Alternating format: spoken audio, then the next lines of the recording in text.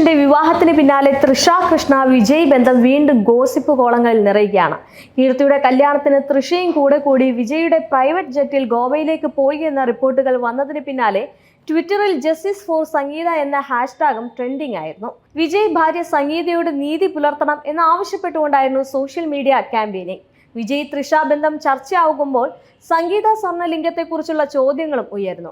ഇവിടെ വിഷയം ഇത്രയും വലിയ ചർച്ചയാവുമ്പോൾ സംഗീത ഇപ്പോൾ എവിടെയാണ്, വിജയും സംഗീതയും പ്രണയത്തിലായത് എങ്ങനെയാണ് എന്നറിയാമോ, ആരാണ് സംഗീത എന്നൊക്കെയുള്ള ചർച്ചകളും സോഷ്യൽ മീഡിയയിൽ സജീവമാവുകയാണ്.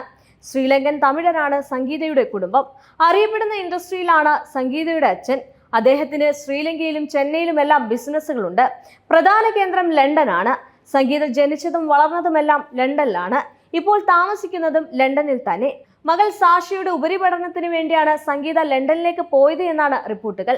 സംഗീതയുടെ പേരിൽ ലണ്ടനിൽ അച്ഛൻ സ്വർണ്ണലിംഗത്തിന് 400 കോടിയുടെ ബിസിനസ് ഉണ്ട് എന്നാണ് റിപ്പോർട്ടുകൾ. വിജയുടെ ആദ്യത്തെ ബ്ലോക്ക് ബസ്റ്റർ ഹിറ്റ് സിനിമയാണ് പൂവേ ഉനക്കാകെ.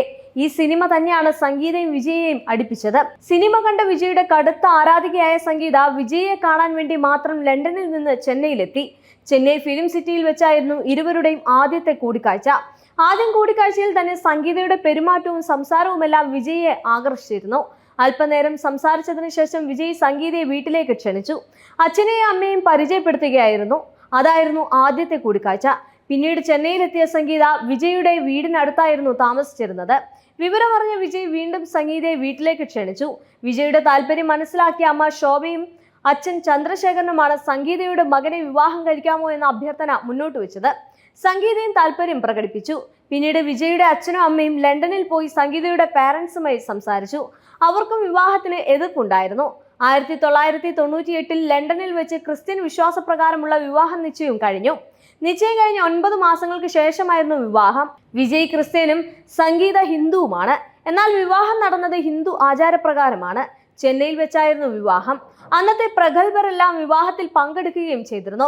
2000-ലാണ് ആദ്യത്തെ മകൻ ജെയ്സൺ സഞ്ജയ് ജനിക്കുന്നത്. 2005-ൽ മകൾ സാഷയും പിറന്നു. വേട്ടക്കാരൻ ചിത്രത്തിലൂടെ സഞ്ജയും തെറി എന്ന ചിത്രത്തിലൂടെ സാഷയും അച്ഛനൊപ്പം അഭിനയ ലോകത്ത് സാന്നിധ്യം അറിയിച്ചു. ഇപ്പോൾ ജോൺസൺ തന്റെ ആദ്യ സംവിധാന സിനിമയുടെ തിരക്കിലാണ്. 2023 മുതലാണ് വിജയ് സംഗീത വിവാഹമോചന ഗോസിപ്പുകൾ വ്യാപകമായിട്ട് പ്രചരിക്കുന്നത്. വിജയ്ക്കൊപ്പം എല്ലാ ചടങ്ങുകളിലും പൊതുപരിപാടികളിലും പങ്കെടുക്കുന്ന സംഗീത വാരിസ് എന്ന ചിത്രത്തിന് ഓഡിയോ ലോഞ്ചിന് വന്നിരുന്നില്ല. പിന്നാലെ നടന്ന പ്രിയ ആറ്റ്ലിയുടെ ബേബി ഷവറിനും സംഗീതയെ കാണാതായതോടെ ഗോസിപ്പുകളുടെ ശക്തി കൂടി.